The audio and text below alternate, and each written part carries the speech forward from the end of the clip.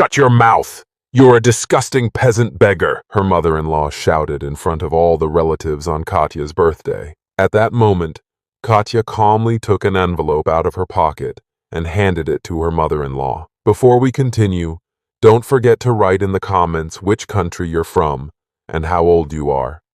Enjoy listening. The Petrov estate loomed like a fortress of old-world grandeur, its towering stone walls and ivy-clad turrets a testament to centuries of wealth and power. Inside, the grand dining hall was a spectacle of opulence, its vaulted ceiling adorned with frescoes of mythical heroes, their gilded frames glinting under the soft glow of crystal chandeliers.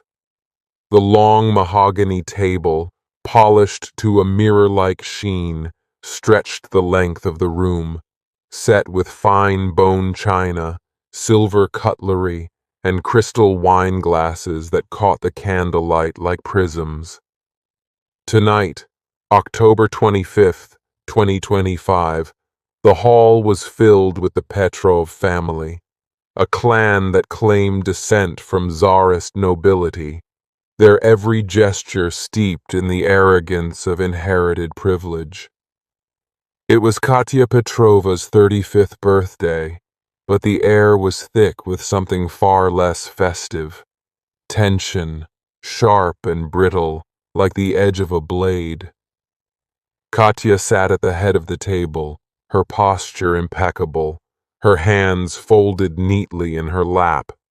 Her simple black dress, tailored but unadorned, stood in stark contrast to the furs, silks, and glittering jewels of the relatives around her. Her hazel eyes, sharp and unyielding, betrayed none of the storm raging within her heart. Born in a crumbling village on the outskirts of Novosibirsk, Katya had grown up in a world where survival meant scavenging for warmth in winter and dreaming of a life beyond the horizon. She'd clawed her way out of poverty with nothing but her wit, her determination, and a relentless curiosity that had made her a formidable journalist before she'd married into the Petrov family. To the Petrovs, however, she was an outsider, a blemish on their pristine lineage, a peasant who'd somehow infiltrated their gilded world. Her husband, Dmitri Petrov, sat to her right, his broad shoulders hunched slightly, his dark eyes fixed on the wine glass in his hand, as if it held the answers to the unspoken questions hanging in the air. Dmitri was the youngest son of the Petrov dynasty, a man of quiet strength who defied his family's expectations by falling in love with Katya at Moscow State University. Their romance had been a rebellion, a spark of defiance against the suffocating traditions of his upbringing. He'd seen in Katya a fire that matched his own, a mind that challenged the rigid rules of his world. But their marriage had been a scandal, whispered about in drawing rooms and sneered at over champagne flutes. Dmitri had stood by her, but the weight of his family's disapproval was a constant shadow, one that grew darker with every passing year. At the opposite end of the table sat Irina Petrova, Dmitri's mother and the undisputed matriarch of the family. Irina was a vision of icy perfection, her silver hair swept into an elegant chignon, her sharp cheekbones accentuated by the flicker of candlelight. Her emerald green gown, custom made by a Parisian designer, shimmered with understated wealth, but her eyes, cold, piercing, and unrelenting, told a different story. Irina had never accepted Katya.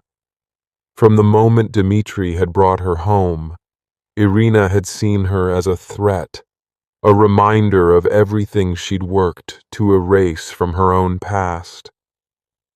A disgusting peasant beggar, she'd called Katya once, in the privacy of her study, when Dmitri was out of earshot. The words had cut deep, but Katya had swallowed them, storing each insult like kindling for a fire she hadn't yet decided to ignite. The dining hall was filled with the extended Petrov clan, each member a thread in the intricate tapestry of the family's legacy.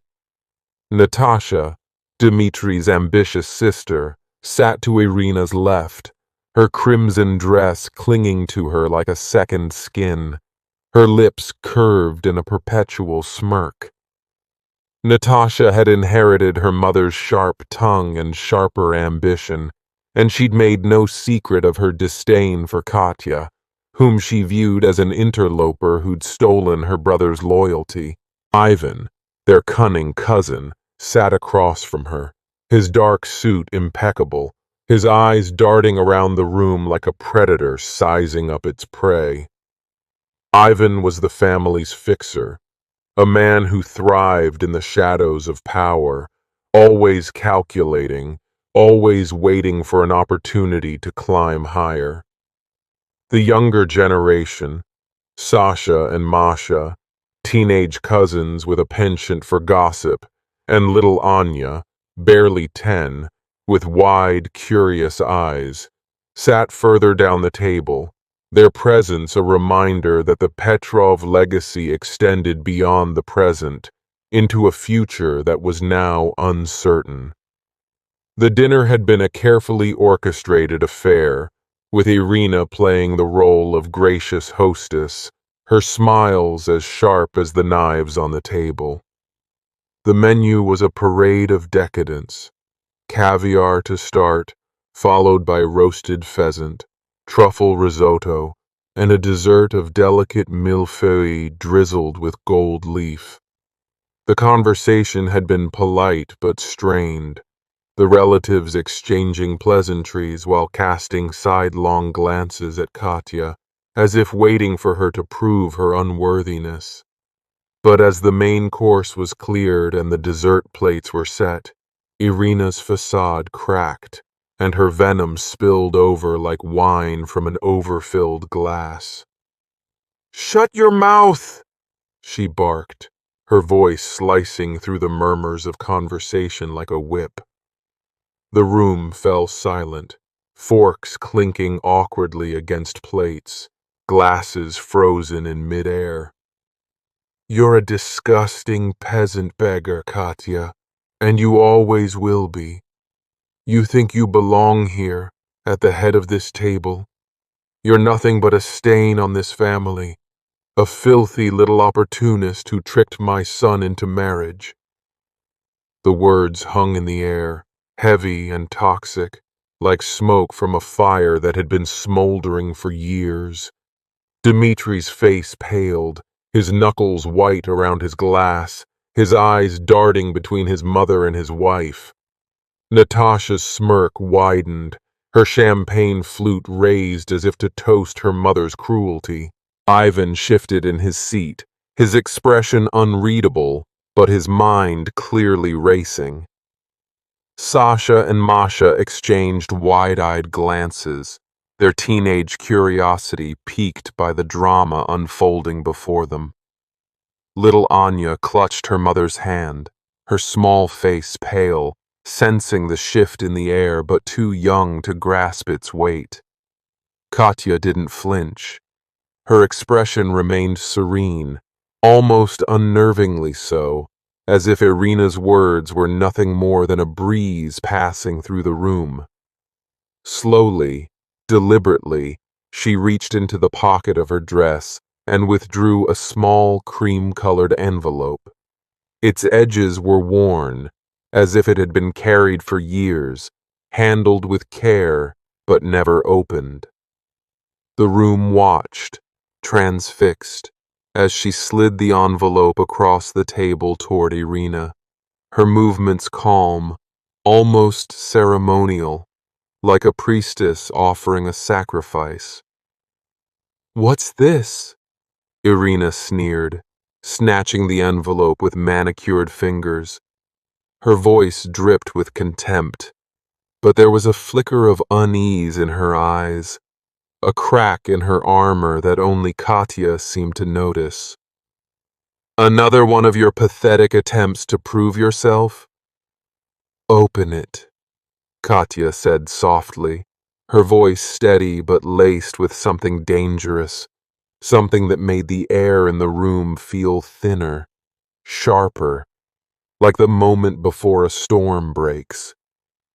Irina tore into the envelope with a scoff, her fingers trembling slightly despite her bravado. Inside was a single photograph and a folded letter, yellowed with age. She unfolded the letter first, her eyes scanning the words, her breath catching in her throat. The color drained from her face, her lips parting in a silent gasp. The photograph slipped from her fingers, landing face up on the table for all to see.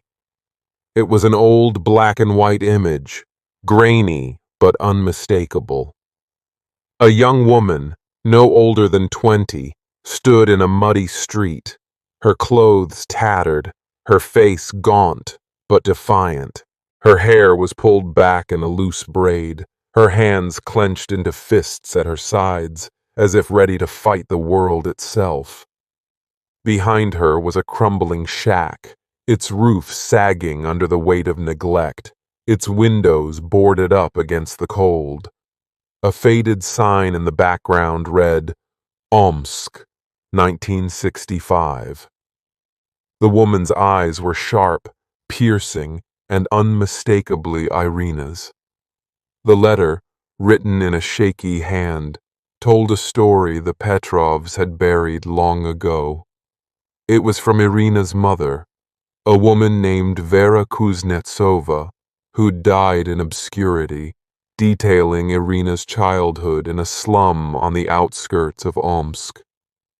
The words painted a vivid picture, a girl begging for scraps in the market, her bare feet blue from the cold, stealing bread from a baker's cart to survive another day, scrubbing floors in a factory to earn a few kopecks, her hands raw and bleeding.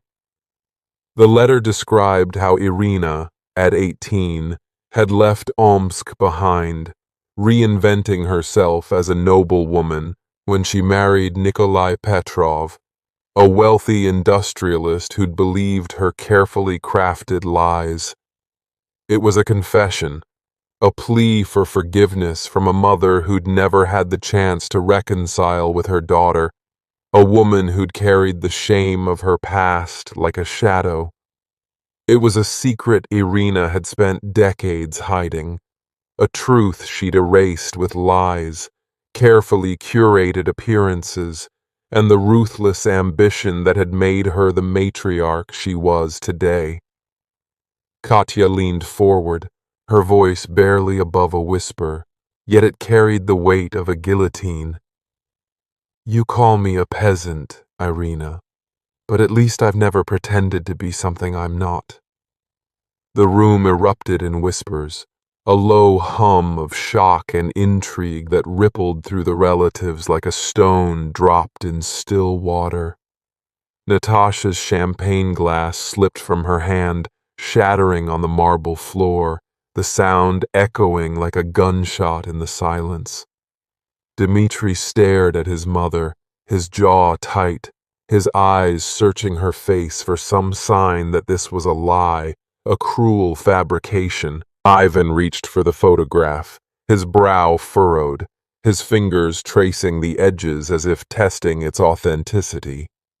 Sasha and Masha leaned closer, their teenage curiosity now tinged with awe, while Anya, sensing the gravity of the moment, hid her face in her mother's sleeve, her small body trembling. Irina's face twisted with rage, her hands shaking as she crumpled the letter in her fist. This is a lie, she stammered, her voice cracking like thin ice. A forgery, a pathetic attempt to humiliate me. Is it? Katya asked, her tone calm but piercing, like a blade sliding between ribs. Then why do you look so afraid? The story of how Katya came to possess the envelope was one of patience, persistence, and a journalist's knack for uncovering buried truths. Years before she'd met Dmitri, Katya had been a rising star at a small but respected Moscow newspaper, her byline synonymous with stories that peeled back the layers of Russia's complex history.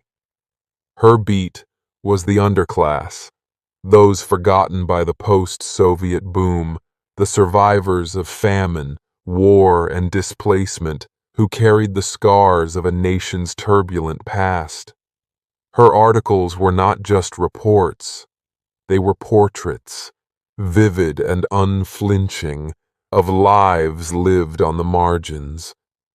One such assignment had taken her to a dilapidated nursing home in Omsk, where the air smelled of antiseptic and regret, and the residents clung to their memories like lifelines.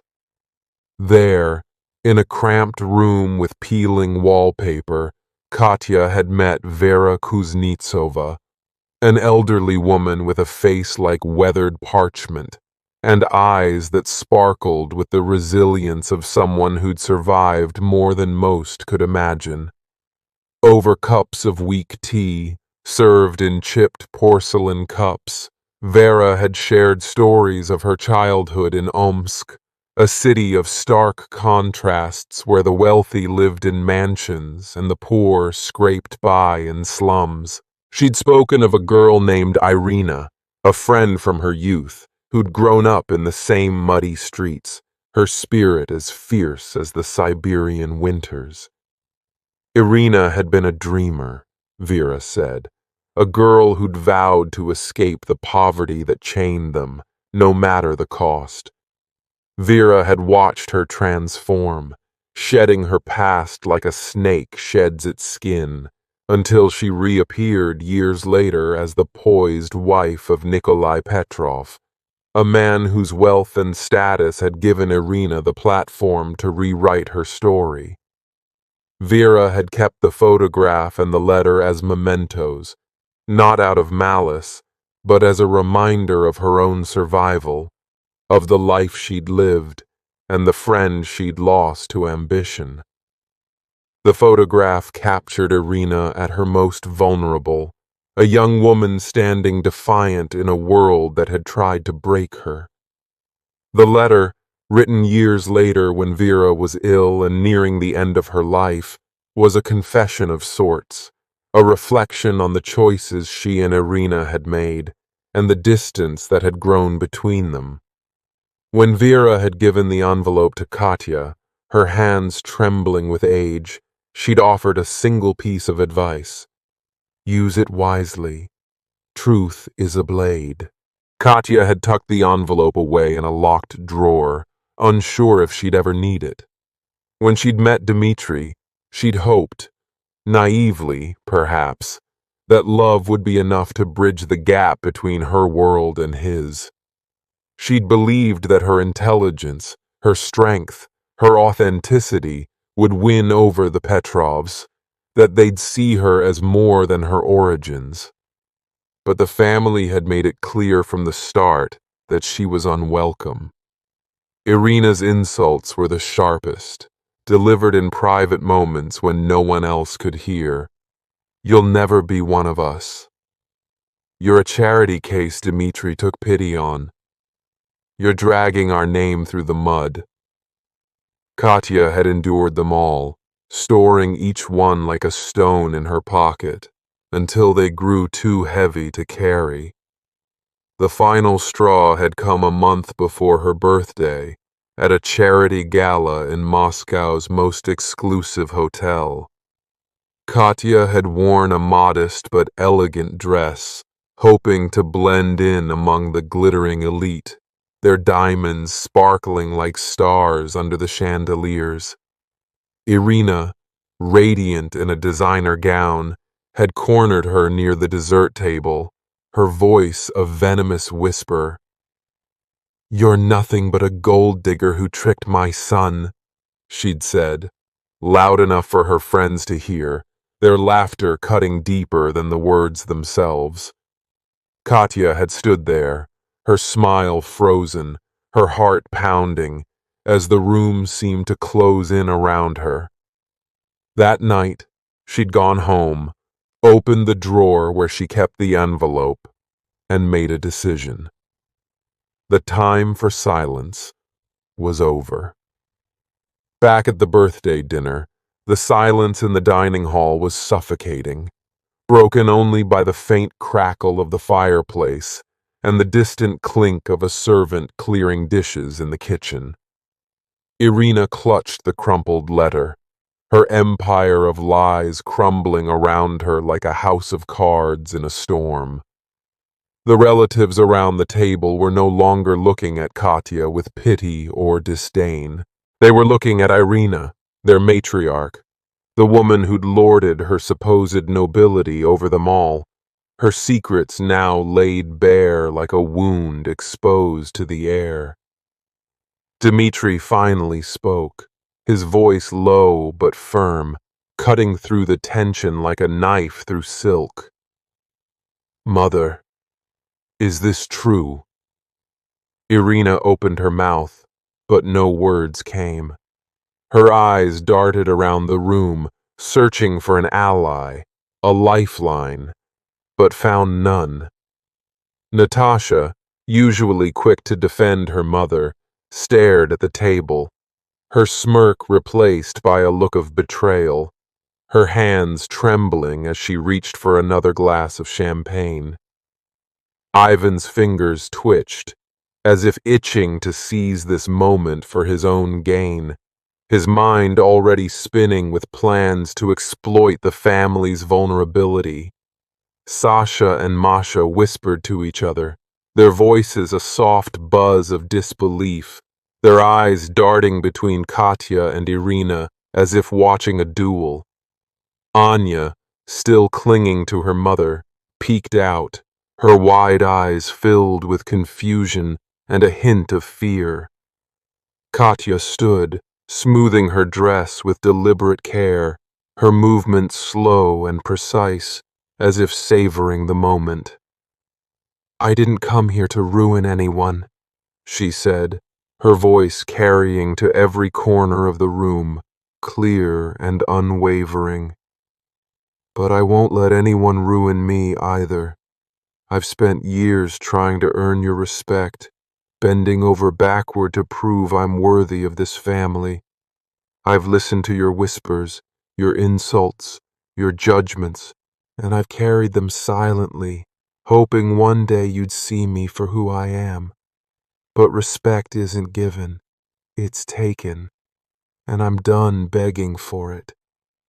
She turned to Dmitri, her eyes softening but still resolute, a flicker of the love they'd shared shining through the steel in her gaze. "I love you, Dima. I always have. But I won't stay where I'm not wanted. You decide where we go from here." With that, she walked out of the dining hall, her heels echoing on the marble floor like the ticking of a clock counting down to the end of an era.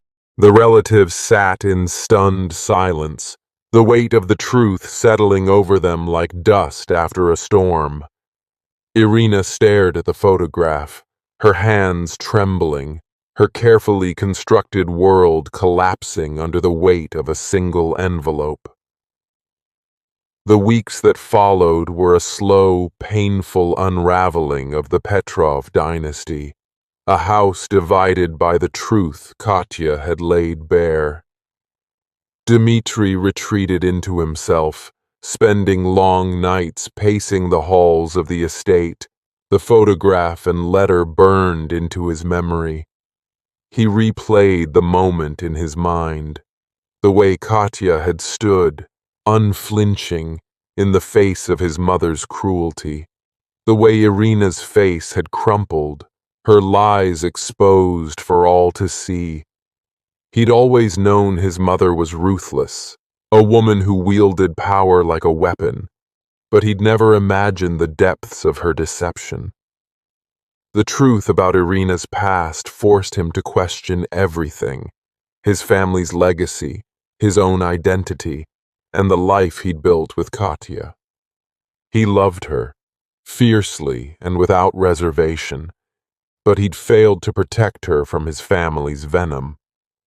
The guilt gnawed at him, a constant companion in the quiet hours before dawn. Natasha, who'd idolized her mother, withdrew into a sullen silence, her usual sharp wit dulled by disillusionment. She'd spent her life aspiring to Irina's elegance, her power, her ability to command a room with a single glance. But the revelation that Irina's nobility was a facade, a carefully constructed lie, shattered something in Natasha. She avoided family gatherings, retreating to her apartment in Moscow, where she spent hours staring at old family photos, searching for signs of the truth she'd missed. Her loyalty to her mother was replaced by a quiet anger, a sense of betrayal that she couldn't shake.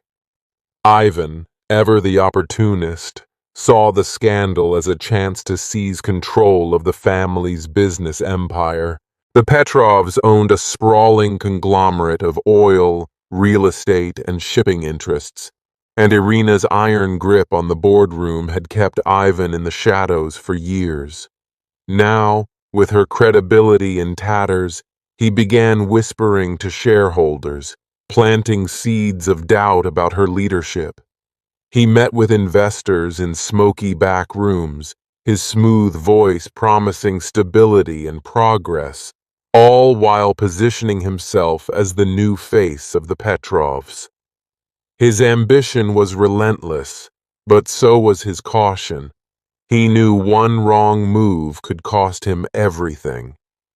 Sasha and Masha, the teenage cousins, were less interested in power and more fascinated by Katya. They'd grown up hearing whispers about her lowly origins, their mother's friends dismissing her as a gold digger who'd seduced Dmitri for his wealth. But the dinner had flipped the script. Katya, the woman they'd been taught to pity, had faced down their formidable grandmother with nothing but an envelope and her own strength. They began to see her not as an outsider, but as a force, an inspiration.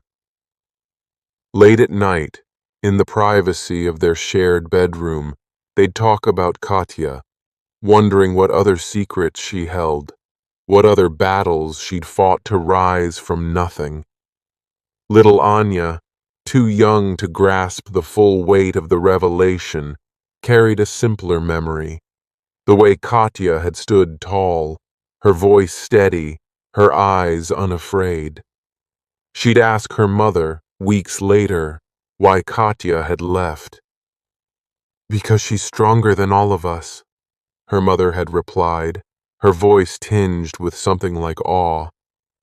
Anya didn't fully understand, but she tucked the words away, a seed planted in her young mind that would grow with time. Katya, meanwhile, returned to her roots, leaving the Petrov estate behind for a small apartment in Moscow's Arbat district. The space was modest, with creaky wooden floors and bookshelves overflowing with novels, history texts, and her own journals. The city hummed outside her window, a constant reminder of the life she'd built before the Petrovs, a life she was determined to reclaim.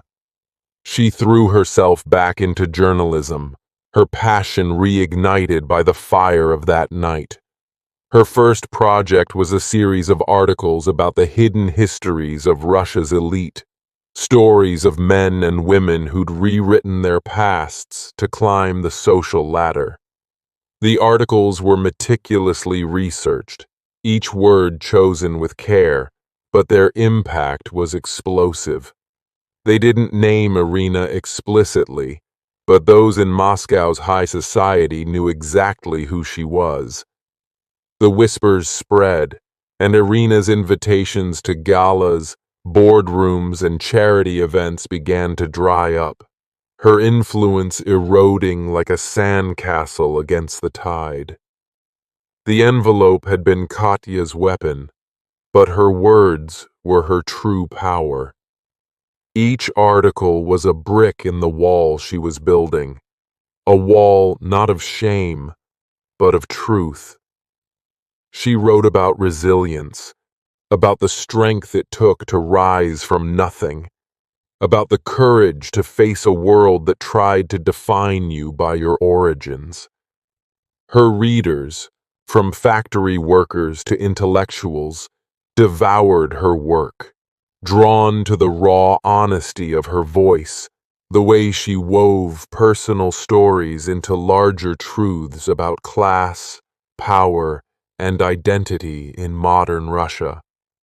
Her byline became a beacon, a reminder that the past could not be erased, only confronted. Months later, Dmitri found her at a small cafe in Moscow, a cozy place tucked away from the city's chaos, where the air smelled of coffee and fresh bread. He looked older, his face etched with the weight of the past few months, his dark hair streaked with new strands of gray. He carried no gifts, no promises, only an apology and a question. "I was wrong," he said, his voice rough with emotion, his hands clasped tightly on the table. "I should have stood up for you. I should have seen what they were doing to you, how they were tearing you apart. I love you, Katya, and I've spent every day since that dinner regretting my silence. Can we start over?" Katya looked at him, the man she'd loved through years of pain, the man who'd stood by her side even when it cost him. She saw the sincerity in his eyes, the way they pleaded for forgiveness, but she also saw the shadow of his family, the weight of their expectations still clinging to him like damp fog. She smiled, a small, wistful curve of her lips, and took a sip of her coffee, letting the silence stretch between them. "Maybe," she said at last, her voice soft but firm. "But this time, we do it on my terms."